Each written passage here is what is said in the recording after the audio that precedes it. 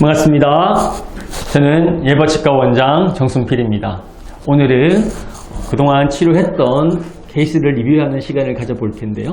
전리를 주소로 내원하신 25세 환자분이십니다. 먼저 치료 전 모습을 보시도록 하겠습니다. 아래턱이 약간 작고 입안에 주로 삐뚤함이 있습니다.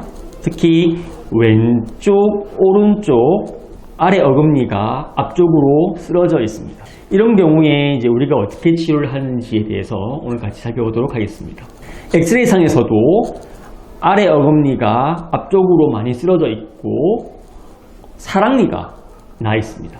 이게 이제 우리가 측모두부 규격 방사선 사진이라고 하는데요. 이 엑스레이 분석을 통해서 위턱과 아래턱의 위치를 볼 수 있는데 지민님의 경우에는 아래턱이 조금 작은 경우로 볼 수 있습니다. 저희 예바에서는 항상 환자분의 치료를 시작하기 전에 치료 계획서를 세웁니다.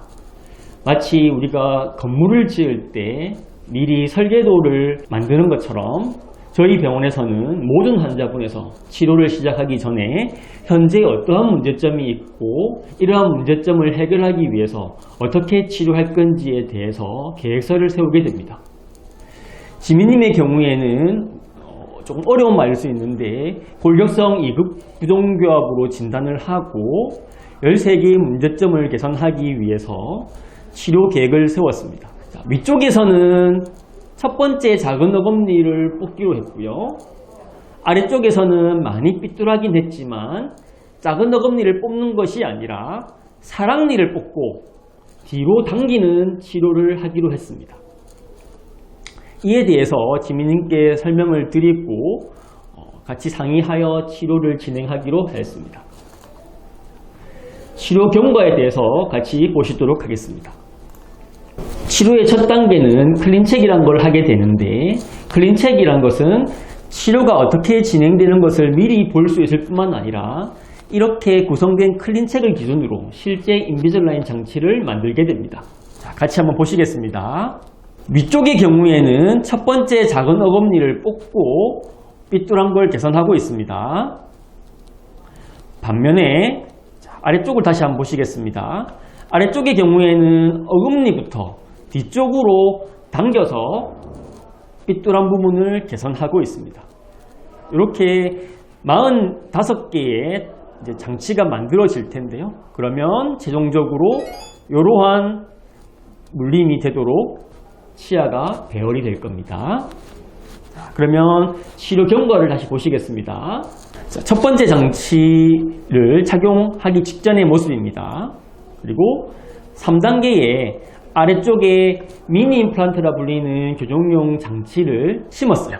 이거는 아래 이를 뒤로 당겨주기 위해서 고무줄을 거는 고리 같은 역할을 하게 됩니다. 이렇게 고무줄을 걸 수 있습니다. 이렇게 장치를 순차적으로 착용하고 23개의 장치를 썼을 때에 이러한 모습이 되었고요. 33단계까지 착용했을 때의 모습입니다. 그리고 첫 번째 장치를 다 썼을 때의 모습입니다. 우리가 계획한 거하고 거의 비슷하게 가는데요. 근데 사실 조금씩 틈이 남아있고 물림이 조금 덜하고 해서 추가적인 인비졸라인 장치를 만들어서 치료를 하게 됩니다. 치료가 끝났을 때의 모습입니다. 처음 모습을 기억하실지 모르겠지만 위쪽을 보시면 가지런하고 삐뚤한 게 모두 해결되었습니다. 그리고 자세히 보시면 작은 어금니가 하나가 없습니다. 그래서 작은 어금니를 뽑은 공간이 잘 메워졌고 가지런하게 배열되었습니다. 아래쪽에는 보시면 작은 어금니가 2개가 있습니다. 그 말은 작은 어금니를 뽑지 않고 사랑니를 뽑고 그 공간으로 아래의 이를 가지런히 폈습니다. 그리고 물림도 매우 좋습니다. 처음과 치료가 끝났을 때를 비교해보시면 활짝 웃는 모습이 더 보기가 좋습니다. 치료 진행 사항을 보시면 보통은 처음 교정 장치와 한두 번의 추가 장치만 하면 충분히 좋은 결과를 낼 수 있는데 지민님의 경우에는 사실 매우 어려운 경우였습니다. 그래서 총 4번에 걸친 추가 장치를 제작하였고 약 3년 정도의 치료 기간이 걸렸습니다. 좋은 장치를 만들고 과학적 근거에 기반하여 좋은 치료 계획을 세우는 것 역시 치과 의사의 역할이라고 저는 생각합니다. 하지만 인비절라인 치료에서 가장 중요한 부분은 환자분께서 장치를 매일매일 잘 써주시는 겁니다. 지비님께서는 장치를 매우 잘 착용해 주셨고 그로 인해서 좋은 치료 결과가 있었다고 생각합니다. 성동의 8알은 지미님께서 3년 동안 잘 착용해 주시고 협조해 주신 덕분이라고 생각합니다. 이렇게 좋은 치료 결과를 갖게 돼서 저도 매우 기쁘게 생각하고 지미님께 다시 한번 감사의 말씀을 전합니다. 감사합니다.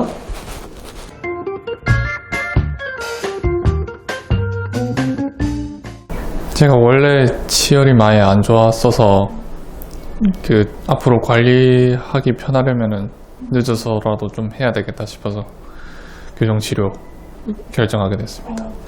대부분의 진료가 그렇겠지만 많이 해볼수록 이제 신뢰도가 높아지는 게 있지 않습니까? 그렇죠? 서면 쪽이 그나마 부산에서는 제일 그 표본이 클 거라고 생각을 했었고 인터넷 검색으로 제일 괜찮아 보이는 신뢰성이 있어 보이는 곳으로 결정했었던 것 같아요. 네. 저는 조금 예민한 성격인 편이라서 하는 동안은 거의 잘 못 먹었어요. 뭘 먹고 그냥 양치 없이 바로 끼는 거는 조금 찜찜한 것도 있었고 기존 철사로 하는 교정 진료가 아니라 인비절라인으로 해도 아프긴 또 많이 아프더라고요. 그래서 뭐 많이 못 먹는 거는 그런 거 말고는 살이 뭐 좀 빠지셨나요? 그렇죠. 예. 그렇군. 아무래도 확실히 관리는 훨씬 편하고요.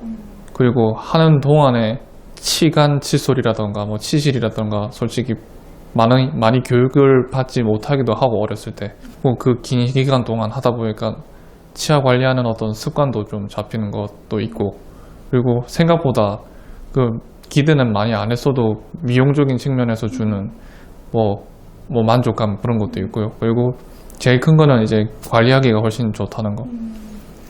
저는 이 과정을 다 겪었으니까 할 수 있는 말이겠지만 물론 추천은 하지만 이게 쉽지는 또 않거든요. 많이 힘들기도 하고 그리고 발치를 해야 되는 상황이면 또 그것대로 꽤 부담이 있을 수도 있고 그리고 또 막 잘 될 거라는 보장도 없지 않습니까? 그죠?